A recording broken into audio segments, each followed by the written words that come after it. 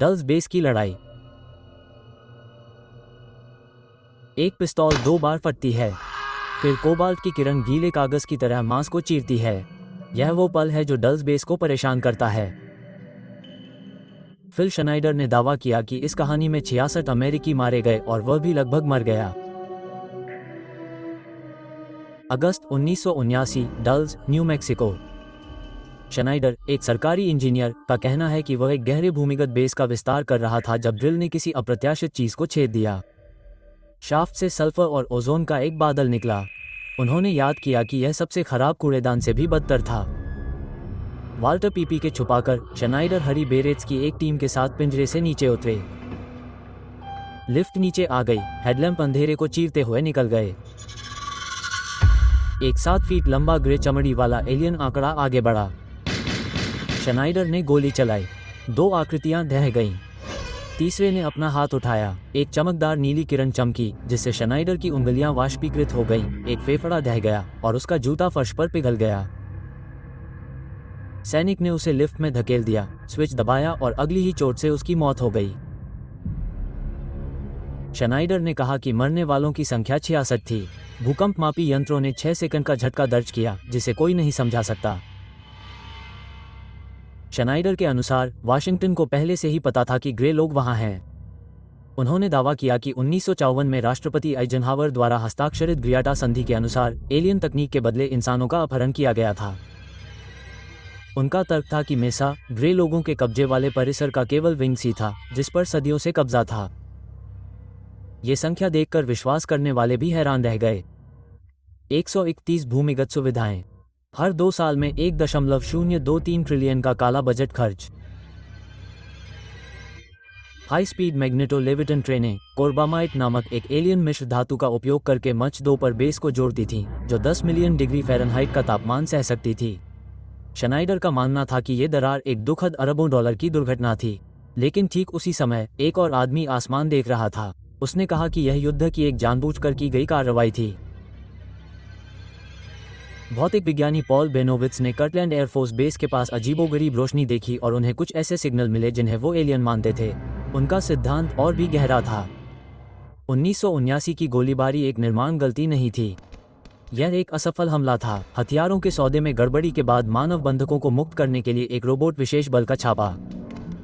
बाद में उन्होंने प्रोजेक्ट बीटा का मसौदा तैयार किया, कैदियों को छुड़ाने की एक योजना जिसके बारे में उनका कहना था कि वो टैंक में तैर रहे थे, और उन्होंने अमेरिकी सेनेटरों को हाथ से बनाए सुरंग के नक्शे भेजे। आधिकारिक प्रतिक्रिया में इनकार नहीं बल्कि तोड़फोड़ की गई थी। वायुसेना के काउंटर इंटेलिजेंस अधिकारी रिचर्ड डोडी ने बाद में स्वीकार किया कि उन्हें बेनेट के जाली दस्तावेजों को फीड करने का आदेश दिया गया था। उन्हें तोड़ने के लिए गलत सूचनाओं की बाढ़ ला दी गई थी। लेकिन इससे एक विरोधाभास पैदा होता है। एक नागरिक गवाह को पेशेवर रूप से गैसलाइट करने के लिए लाखों रुपये क्यों खर्च किए जाएं जब तक कि वह गवाह सच के बहुत करीब न हो? इस अभियान ने बेनोविट्स के स्वास्थ्य को नष्ट कर दिया, लेकिन इसका उल्टा असर हुआ, जिससे वह किंवदंती फिर से मजबूत हो गई जिसे वे दफनाने की कोशिश कर रहे थे।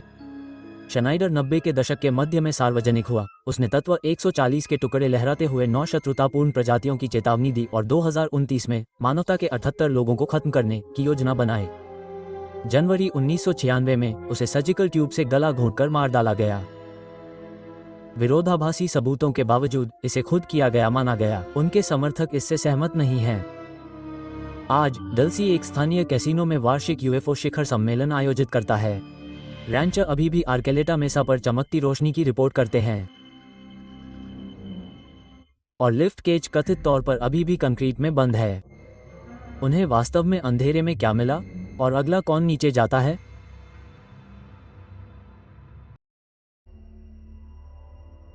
कंधार जायंट। रेडियो पर स्थैतिक खड़खड़ाहट।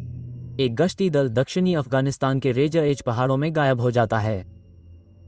कुछ मिनट बाद एक बचाव दल एक बकरी के रास्ते पर चढ़ता है और कुछ असंभव का सामना करता है। ज्वलंत लाल बालों वाला 13 टन लंबा योद्धा, प्रत्येक हाथ में 6 उंगलियां और एक भाला इतना लंबा कि ह्यूमवे टायर को छेद सकता है। 30 सेकंड की स्वचालित गोलीबारी में वह प्राणी आखिरकार नीचे आ जाता है, लेकिन इससे पहले वह एक विशेष बल के सैनिक को मार देता है जिसका नाम केवल डैन था। एक शिनूक गरजता हुआ आता है, लाश को बांध दिया जाता है और सभी गवाहों ने एक गैर प्रकटीकरण समझौते पर हस्ताक्षर किए। आधिकारिक तौर पर ऐसा कुछ भी नहीं हुआ। ये तथाकथित कंधार दैत्य की कहानी है। कथित घटना 2002 में हुई थी, लेकिन 2016 तक सार्वजनिक रूप से सामने नहीं आई, जब केवल श्री के नाम से जाने जाने वाले एक रक्षा ठेकेदार ने वॉचर्स 10 पर कहानी साझा की, जो बाइबल के पैरानॉर्मलिस्ट ला मार्जुली द्वारा होस्ट की गई एक यूट्यूब श्रृंखला है। मार्जुली ने प्राणी की पहचान ने फिल्म के रूप में की, जो कि उत्पत्ति की पुस्तक में पतित स्वर्गदूतों के वंशजों में से एक संकर दैत्य है। जब तथ्य जांचकर्ताओं ने पेंटागन से संपर्क किया तो रक्षा विभाग ने सब कुछ नकार दिया। कोई लापता गश्ती दल नहीं, भाले से मारा गया कोई सैनिक नहीं, पैटरसन वायुसेना बेस पर 1100 पाउंड का कोई शव नहीं आया, लेकिन खामोशी ने आग को और भीग दिया। संदेश बोर्ड और देर रात के रेडियो पर गुमनाम दिग्गजों ने इस बात पर जोर दिया कि यह गुफा असली है, क्षय का एक विशाल पहाड़, और कमांडरों ने चुपचाप उन्हें निर्देश दिया, सिर पर निशाना लगाओ, फिर थोड़ा ऊपर जाओ। और कंधार अकेला ऐसा किस्सा नहीं है। 2008 में एक पूर्व पैदल सेना टीम के नेता ने दावा किया कि उसने एक तालिबान कैंपफायर को रिकॉन 3 थर्मोस्कोप के माध्यम से देखा, जब तक कि लपटे पास के 12 फीट के देवदार के पेड़ों से ऊंची एक एकल गर्मी के हस्ताक्षर में बदल नहीं गई। एक साल बाद एक वायुसेना के रीपर ड्रोन चालक दल ने कथित तौर पर पहाड़ों के माध्यम से 3 विशालकाय आकृतियों का पता लगाया। आसपास की बकरियां बिल्लियों से भी बड़ी नहीं थीं। 2012 में कोरेनल घाटी की निगरानी करने वाले ड्रोन ऑपरेटरों ने बताया कि एक असंभव आकार का आदमी एक मिट्टी की झोपड़ी में घुसने के लिए झुका हुआ था, जबकि छोटे आंकड़े बच्चों की तरह उसके चारों ओर घूम रहे थे। गठबंधन सहयोगियों ने भी इस किंवदंती में योगदान दिया। एक ऑस्ट्रेलियाई घुड़सवार सेना के अधिकारी ने दावा किया कि उसने उरुआना के पास एक 12 फीट लंबे व्यक्ति का पता लगाया, जब तक कि वो 5 असहज मिनटों के बाद चुपचाप पहाड़ियों में गायब नहीं हो गया। संदेह करने वाले लोग युद्ध क्षेत्र की थकान, खराब दृष्टि और यहाँ तक कि स्कोप को भी दोष देते हैं। इतिहासकारों का दावा है कि सिकंदर महान ने एक बार इस क्षेत्र में लाल बालों वाली अजीबोगरीब पहाड़ी जनजातियों के बारे में लिखा था, और दूसरों का कहना है कि पोषण के बुजुर्ग अभी भी बकरियों और अपने बालों को मेहंदी से चमकीले नारंगी रंग में रंगते हैं, हालांकि वे शायद ही कभी इसका कारण बताते हैं। जो निश्चित है वह है भूभाग, नुकीली गुफाएं, 3 छत्र वाले देवदार, इतनी दूर दूर तक फैली घाटियां की नक्शे अभी भी उनकी रूपरेखा का अनुमान लगाते हैं। मिथकों और उन लोगों के लिए बनाया गया रंगमंच जो इसका पीछा कर सकते हैं। हर युद्ध भूत छोड़ जाता है। कुछ लोगों का कहना है कि अफगानिस्तान ने दानव छोड़े होंगे।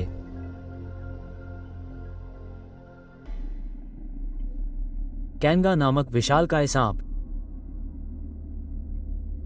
उसने अपना सिर 10 फीट ऊपर हवा में उठाया, जैसे कि वह हेलीकॉप्टर पर हमला करने की तैयारी कर रहा हो।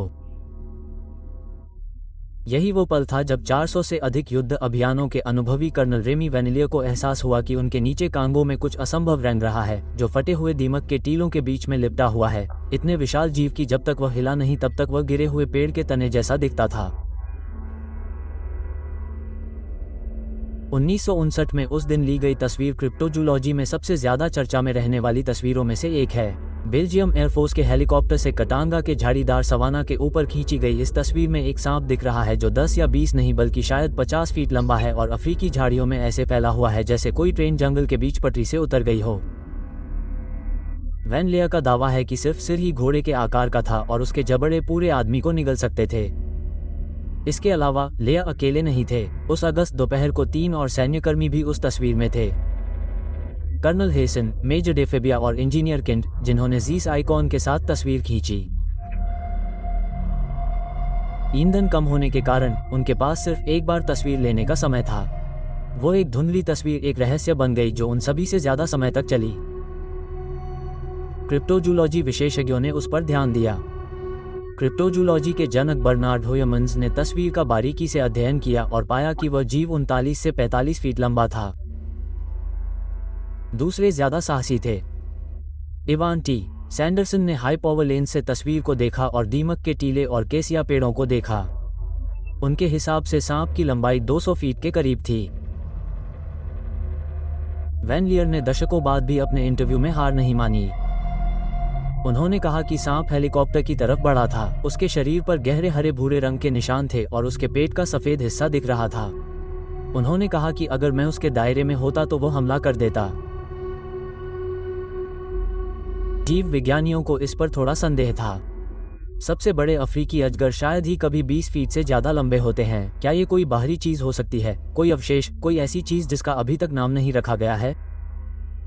इसकी तुलना टाइटनावोआ से की गई, जो एक प्रागैतिहासिक सांप था जो कभी प्राचीन कोलंबिया के दलदलों पर राज करता था। उस प्राचीन सांप के बारे में सिर्फ जीवाश्मों से पता चला है, जो 45 फीट लंबा था और उसका वजन 1 टन से भी ज्यादा था। और फिर किन टॉमन्स से सैंडरसन तक ये तस्वीर आई, उसका विश्लेषण किया गया, उसे बड़ा किया गया, उस पर बहस हुई और उसे मिथकों में पिरोया गया।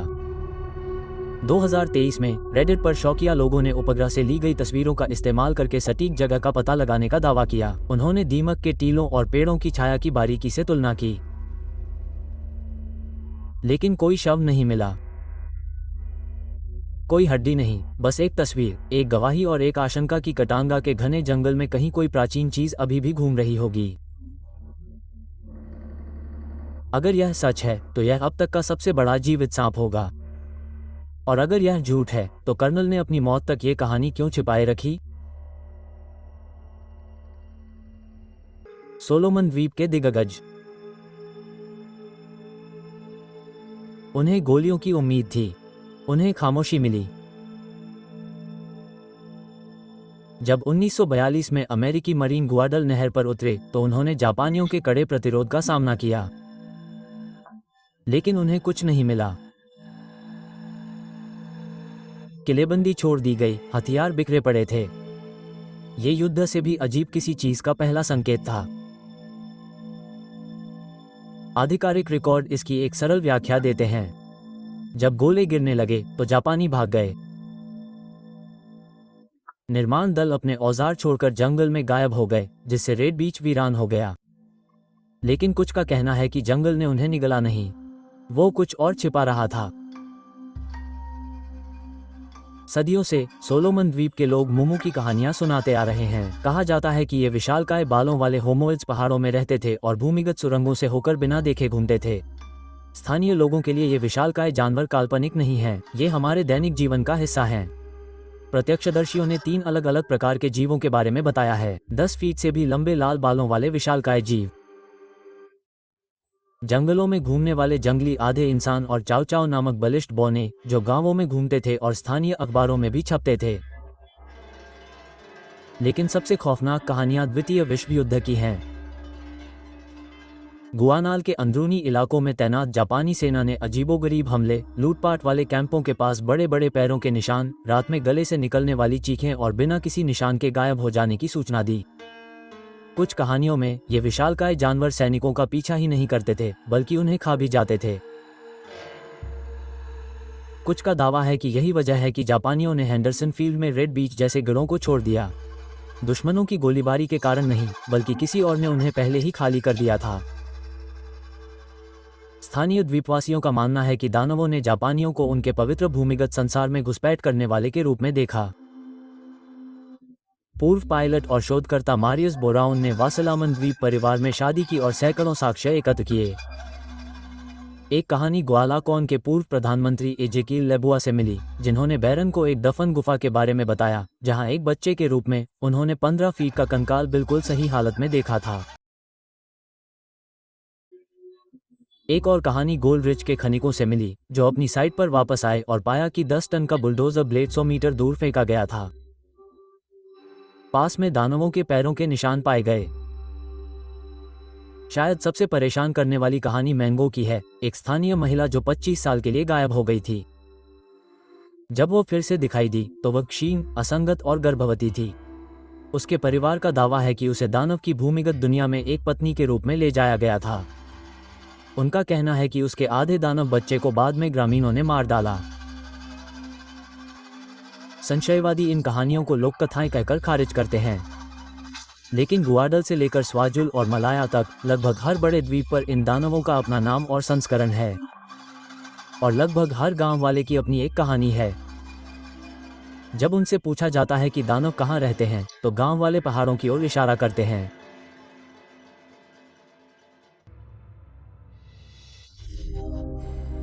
वियतनाम रॉक एप्स सुबह 0200 बजे।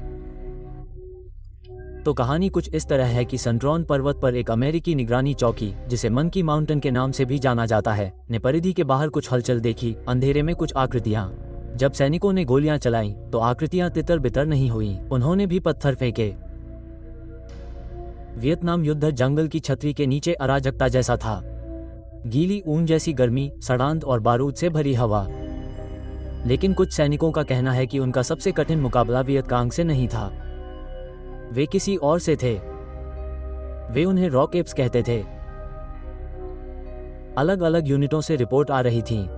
मरीन ने बताया कि 6 फीट लंबे, लाल बालों वाले और लंबे हाथों वाले ये प्राणी चट्टानों पर चढ़ रहे थे और पत्थर फेंक रहे थे।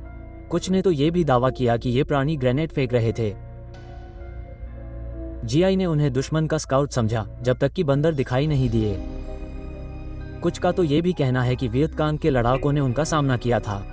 सनरोप प्रायद्वीप इन घटनाओं के लिए बदनाम हो गया और इसका नाम मंकी माउंटेन पड़ गया। वियतनाम में वानर थे, लेकिन वे नहीं थे जिनका वर्णन इन सैनिकों ने किया था। स्थानीय गिब्बन प्रजाति को कम वानरों में वर्गीकृत किया गया है, लेकिन वे शायद ही कभी 3 फीट से अधिक लंबे होते हैं। युद्ध क्षेत्र में देखे गए लंबे, आक्रामक मानवों जैसी कोई ज्ञात प्रजाति नहीं है। स्थानीय किंवदंतियां एक सुराग देती हैं। पीढ़ियों से वियतनामी पहाड़ी जनजातियां बटुट या जंगल के लोगों के बारे में बताती रही हैं, जिन्हें 2 पैरों वाला, लाल बालों वाला और शत्रुतापूर्ण बताया गया है। 20वीं सदी में पश्चिमी खोजकर्ताओं ने भी इसी तरह की कहानियां दर्ज की हैं। 1970 में ब्रिटिश प्राणी विज्ञानी जॉन मैककिनन को बड़े मानव पैरों के निशान मिले। 1982 में वियतनामी प्रोफेसर ट्रॉन होंग वियतकास्ट प्रिंस ने दावा किया कि यह किसी अज्ञात प्राइमेट का था। उसी दशक में उत्तरी वियतनामी जनरल हुआंग मेंटोवो ने कथित तौर पर प्राणी का पता लगाने के लिए एक मिशन को अधिकृत किया। वो खाली हाथ लौट आया। संशयवादियों ने जंगल के पागलपन को इसके लिए जिम्मेदार ठहराया। गर्मी, डर, थकावट और ड्रग्स के कारण मतिभ्रम। और यह सच है। कोई लाश नहीं मिली, कोई हड्डियां नहीं, कोई फोटो नहीं, कोई सबूत नहीं। फिर भी जानवरों के मिलने का सिलसिला जारी रहा। कहा जाता है कि ये जानवर समूहों में घूमते थे, लगभग रणनीति के तहत। वे कैंप के पास पहुंचे, फिर गायब हो गए। क्या वियतनाम के अनदेखे पहाड़ी इलाकों में कोई अवशेष प्रजाति बची हो सकती है? यह असंभव नहीं है। 2017 में वैज्ञानिकों ने सुमात्रा में ओरंगुटान की एक नई प्रजाति की खोज की। 2019 में हिरन जैसे स्तनपाई सिल्वरबैक को वियतनाम में लगभग 30 साल तक विलुप्त माना जाने के बाद फिर से खोजा गया। शायद जंगल अभी भी रहस्य रखते हैं, या हो सकता है कि युद्ध के कारण इन युवाओं को कुछ और ही दिखाई दिया हो। डर की गूंज को आकार दिया गया। किसी भी तरह एक सवाल बना हुआ है। अगर चट्टानी वानर कभी अस्तित्व में नहीं थे, तो इतने सारे लोग उस पल को क्यों याद करते हैं जब उन्होंने उनकी आंखों में देखा था? इनमें से किस प्राणी का मैदान में सामना करना सबसे डरावना होगा? मुझे टिप्पणियों में बताएं। हमेशा की तरह डार्क 5 देखने के लिए धन्यवाद। इस दुनिया और उससे परे के सबसे बड़े रहस्यों की खोज जारी रखने के लिए लाइक और सब्सक्राइब करें।